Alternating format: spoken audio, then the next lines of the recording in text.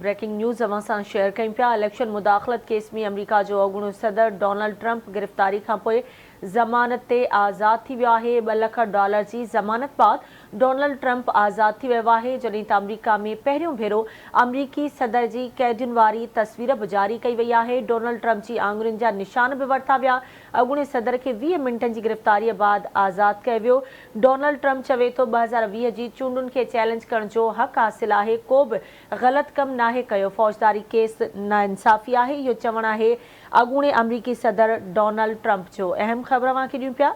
Election मुदाख़लत case में अमरीका जो अॻूणो सदर डोनाल्ड ट्रंप गिरफ़्तारीअ खां पोइ ज़मानत ते आज़ाद थियो आहे। $2 लख जी ज़मानत बाद डोनाल्ड ट्रंप खे आज़ाद कयो वियो। अमरीका में पहिरियों भेरो अमरीकी सदर जी कैदियुनि वारी तस्वीर बि जारी कई वई आहे। डोनाल्ड ट्रंप जो इहो चवणु आहे त को बि ग़लति कमु नाहे कयो, फ़ौजदारी केस नाइंसाफ़ी आहे।